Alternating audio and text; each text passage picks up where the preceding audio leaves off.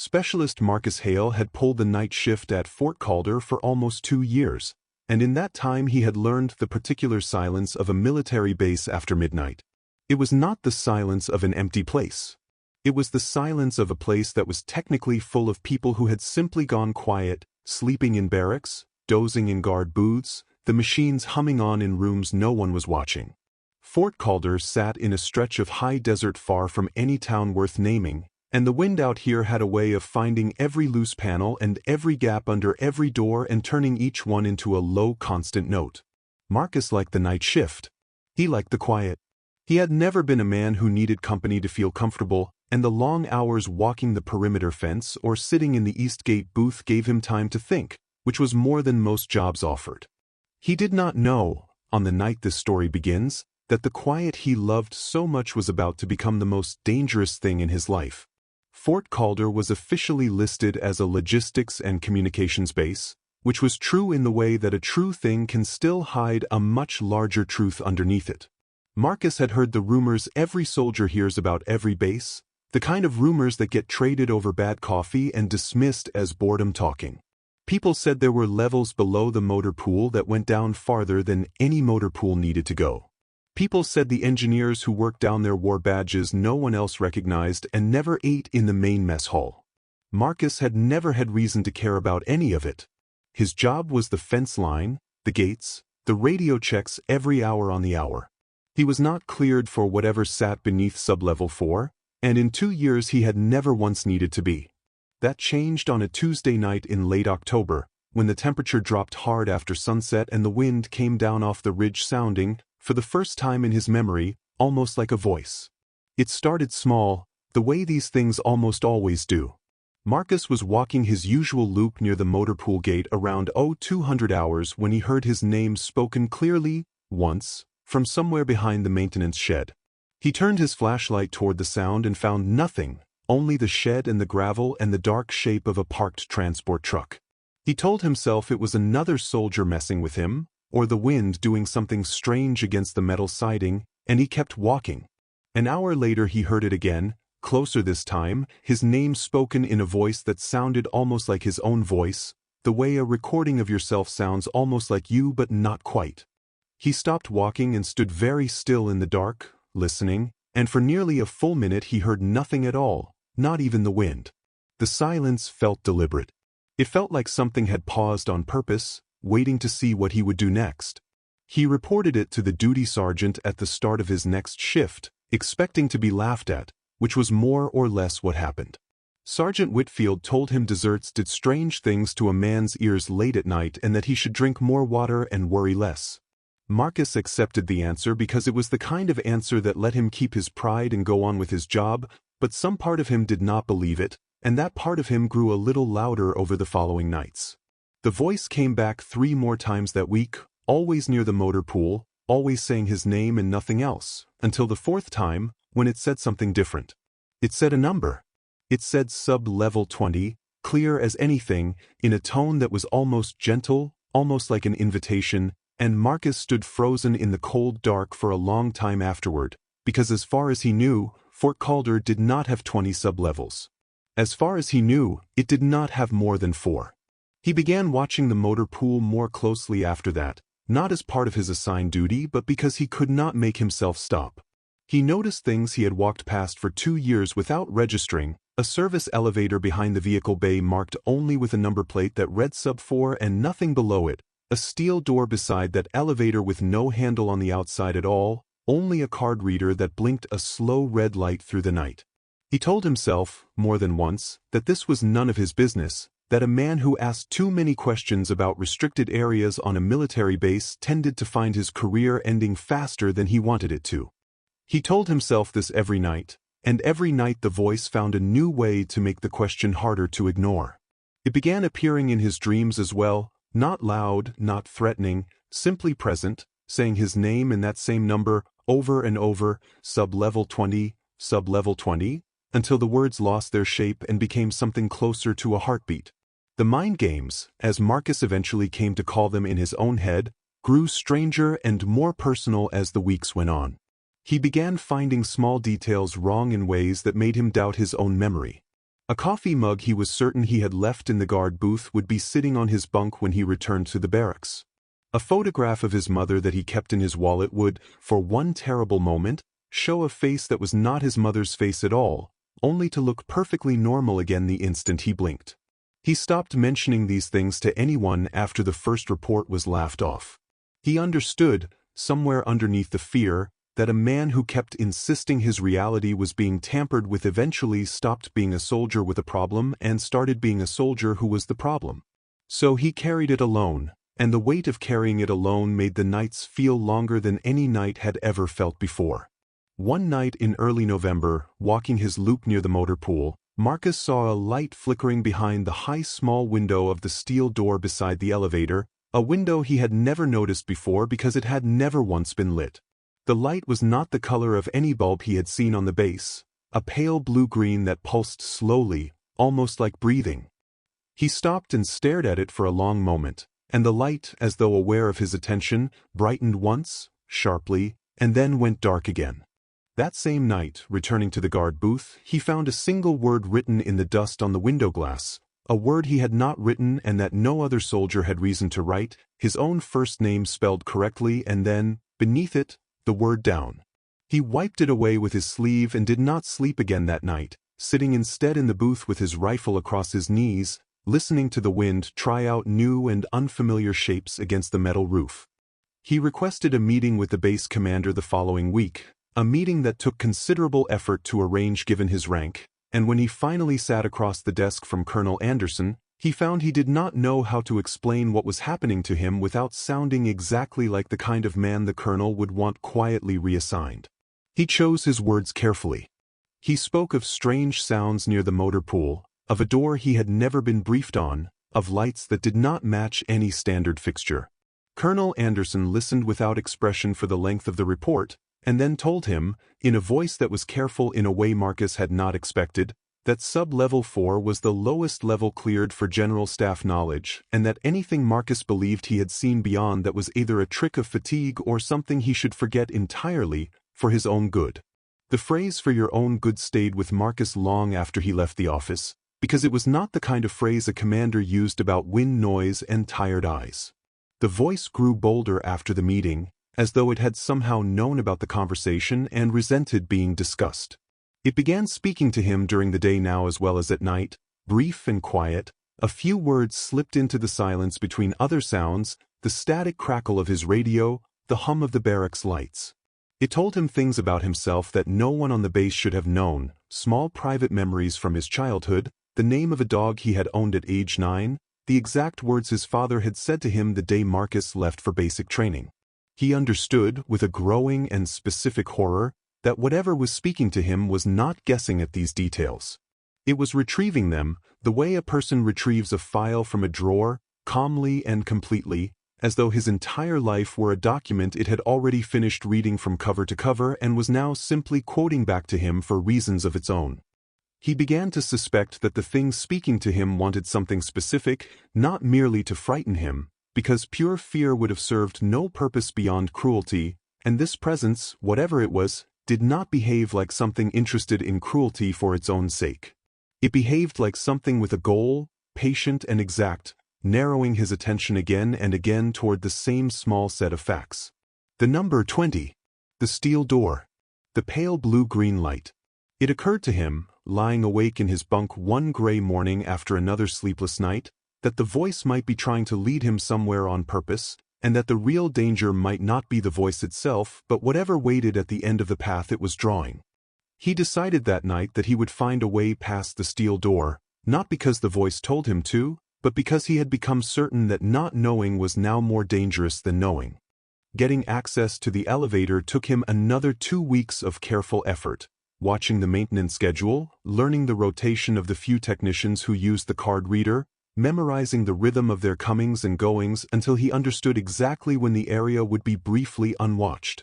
He was not proud of what he did to get a spare card from a technician's unattended jacket pocket during a smoke break, but by that point in the story Marcus Hale had stopped measuring his choices against the rulebook and had started measuring them only against the question of whether he would survive what was coming. On the night he finally used the card, the base was quiet in its usual way, the wind low, the stars hard and bright overhead in a sky with no moon. He stood before the steel door for a long moment, the stolen card warm in his hand, and the pale blue-green light behind the small window pulsed once, slow and deliberate, as though it had been waiting for exactly this moment the entire time. The card reader accepted the badge without protest, and the door released with a soft pneumatic hiss that seemed far too gentle for the weight of what it was opening onto. Beyond it stood the elevator, its number plate listing sub-levels 1 through 20, the lower numbers worn smooth from age, and the lowest few looking strangely new, as if added much later than the rest. Marcus stepped inside, and the doors closed behind him with a finality that made his stomach drop before the elevator had even begun to move.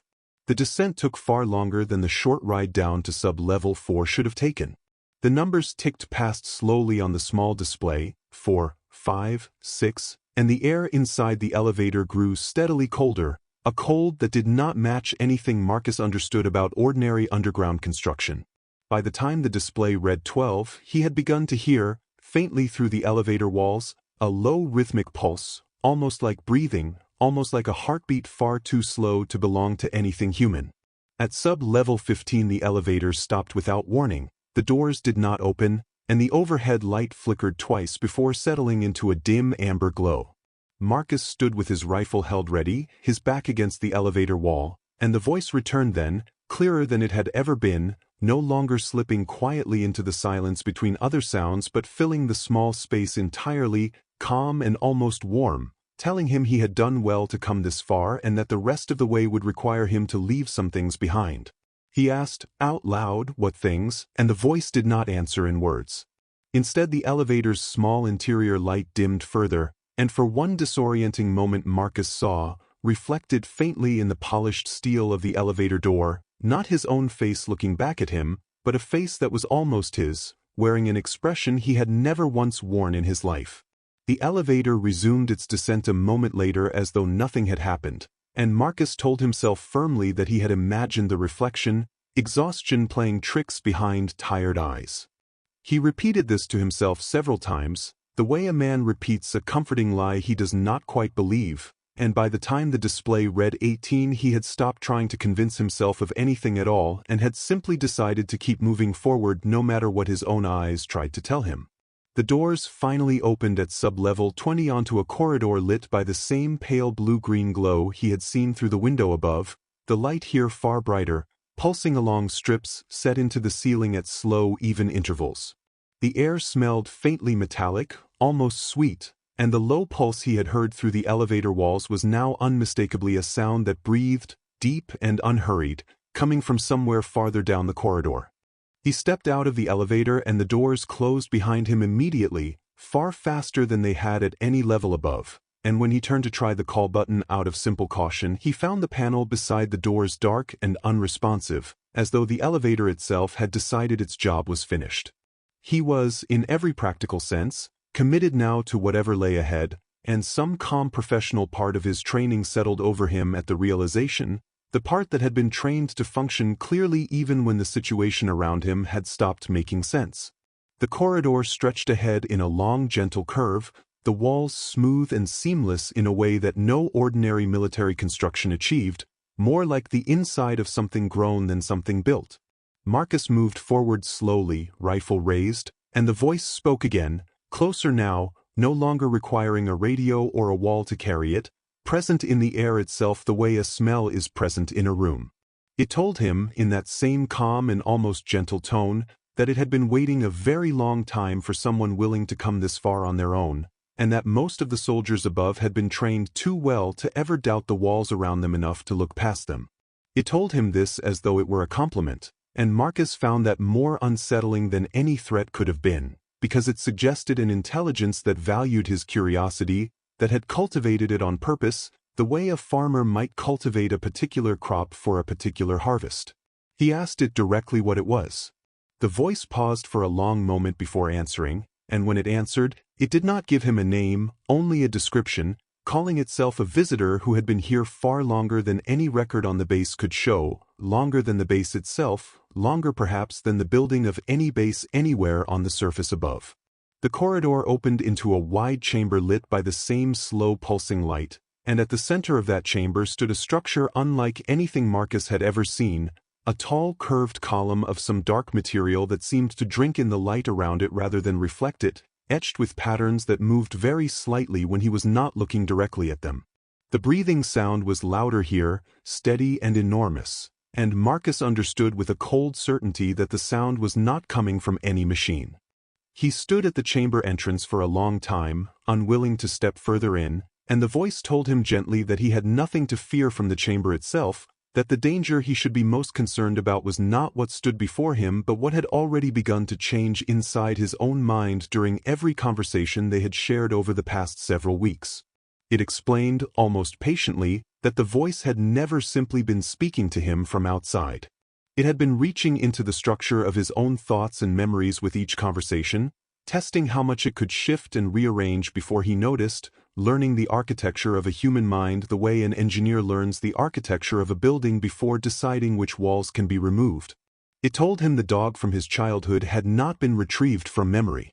It had been planted there to begin with years ago, long before he ever set foot on this space, so that it would have something familiar to use against him now.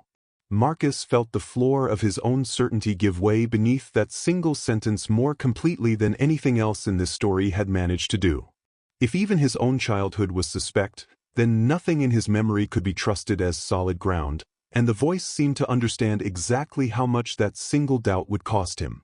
He forced himself to keep moving despite the doubt, because stopping now felt like surrender, and surrender felt like exactly what the voice wanted from him. He stepped into the chamber, rifle still raised though some growing part of him understood the weapon would mean nothing here, and the dark column at the center pulsed once, brightly, and the shape within it shifted for the first time, a long sinuous outline pressing briefly against some inner surface before withdrawing again into shadow. The voice told him he could leave at any time, that the elevator would open for him the moment he chose to walk away, and that nothing about this conversation required violence or force, only his own willingness to listen and, eventually, to understand. Marcus did not believe the offer was as harmless as it sounded. He had learned enough about traps in his years of training to recognize one dressed up as kindness. He asked it directly what it wanted from him, refusing to let the conversation drift further without an answer. The voice told him it wanted very little, only a single moment of complete and willing belief, a moment in which Marcus would accept, fully and without resistance, that everything he understood about his own identity was negotiable. It said this was not cruelty. It said this was simply how it had always learned to coexist with the minds it encountered, by gently testing how far those minds could be reshaped before they broke or before they bent into something new and useful. Marcus understood, hearing this, that the games of the past several weeks had never been random cruelty at all. They had been careful preparation, softening the ground the same way rain softens soil before a structure is built upon it, and he was standing now at the exact spot where the structure was meant to rise. He thought, in that long-charged silence, of Sergeant Whitfield telling him deserts did strange things to tired ears, of Colonel Anderson telling him to forget what he believed he had seen for his own good, and he understood now that both men had likely known, in some limited and carefully managed way, that something lived beneath sub-level 4, and had chosen, for reasons that were probably called necessity in whatever reports existed about this place, to let the lie stand rather than risk what the truth might cost. He thought, too, of his father's voice the day he left for basic training, and he made a deliberate choice in that moment to hold on to that memory exactly as he remembered it, true or not, planted or not, because it was his, and because a man who let every memory be questioned into nothing had nothing left to stand on at all. The voice seemed to sense the shift in him, the small but real act of resistance forming behind his eyes, and it changed its approach without warning, no longer gentle, no longer patient. The pale light in the chamber flared sharply, and for one terrible stretched moment Marcus saw, all around him, not the smooth curved walls of the chamber but the inside of his own childhood bedroom, every detail correct down to the crack in the ceiling plaster he had stared at as a boy, and his mother's voice called his name from somewhere just out of sight, warm and familiar and utterly wrong in a way his body understood before his mind could explain why. He gripped his rifle hard enough that his knuckles ached and forced himself to say, out loud, into the false bedroom around him, that this was not real, that he was a soldier standing in a chamber 20 levels beneath Fort Calder, and the room flickered, faltered, and dissolved back into curved dark walls and pulsing pale light. The voice's tone changed again after that, losing some of its earlier calm, and Marcus understood with grim satisfaction that he had cost it something by refusing the illusion, even if he did not yet understand exactly what. It told him, almost as though admitting a fact it would rather not admit, that resistance like his was rare, that most minds simply accepted whatever comfortable lie was offered rather than fight to hold onto a colder, harder truth. It tried a second illusion almost immediately, faster this time, less elaborate, a simple image of the steel door above sealed shut forever with Marcus trapped on this side of it for the rest of his life. No elevator, no rescue, only the slow pulse of this chamber and this voice for company until his body gave out. Marcus felt real fear rise at the image, sharp and immediate, but he had already learned, in the bedroom a moment before, the shape of the lever he needed to pull against it. He told himself, out loud again, deliberately, that fear created by an illusion was still only fear, that it could be felt and survived without the illusion itself needing to be true, and as he said it the trapped vision wavered at the edges the way the bedroom had wavered, less a solid fact and more a thin film stretched over the real chamber beneath it. He pushed forward through the false despair the way a man pushes through deep water, slow and deliberate, and the illusion broke apart entirely a few steps later, leaving him standing closer to the dark central column than he had been before. The breathing sound from within the column grew louder and faster now, no longer steady, and Marcus understood that whatever lived in there was no longer simply testing him from a safe and patient distance. It was reacting, and a thing that reacts is a thing that can, under the right pressure, be made to retreat. He raised his rifle and fired a single round into the dark surface of the column, not because he believed a bullet could harm whatever lived inside it, but because the action itself was a statement, a refusal phrased in the only physical language he had left. The round struck the surface with a flat metallic sound and left a small bright scar across the dark material, and the breathing inside paused entirely for one long suspended second, as though something ancient and patient had just been genuinely startled for the first time in longer than Marcus could imagine. The voice returned then, sharp and cold, stripped of all its earlier warmth, telling him he had made a mistake, that the games had been the gentle path and that he had just chosen, through his own stubbornness, a far less gentle one instead. Marcus told it, in a voice steadier than he felt, that he had never asked for a gentle path to begin with, and that it was the one who had come looking for him. The chamber lights pulsed violently, falling into total darkness and then flaring back so bright Marcus had to shield his eyes, and in the strobing confusion of light and dark he saw, for one unguarded instant, the true shape of the thing within the column, long-limbed and impossibly thin, its surface shifting between something like skin and something like dark polished stone, eyes set deep and many along a narrow ridged skull that turned slowly toward him with an attention that felt, finally, entirely and coldly real. It did not attack him directly. It reached instead, the way it had reached every night for weeks, toward the architecture of his thoughts, and Marcus felt his own mind buckle under the sudden full weight of an effort it had only been testing in smaller doses before. He staggered, one hand against the cold curved wall, and held onto a single thought the way a drowning man holds onto driftwood, the simple unshakable fact of his own name. He said his name aloud, once, clearly into the chamber, Marcus Hale, and something in the pressure against his mind faltered at the sound of it, as though a name spoken with full conviction carried a kind of weight the creature had not accounted for. He said it again, and a third time, and with each repetition he felt the false images trying to form around him collapse a little faster than the last, the bedroom, the sealed door, a dozen half-formed fears flickering and failing before they could fully take hold. The breathing from the column slowed, uneven now, and the voice, when it spoke again, sounded for the first time something close to uncertain, asking him, almost plaintively, why he would not simply let go of so small and fragile a thing as a name in exchange for an end to all this struggle. Marcus answered that a name was not small at all, that it was the only thing in this chamber that belonged entirely and only to him, and that he intended to walk back out of here still carrying it.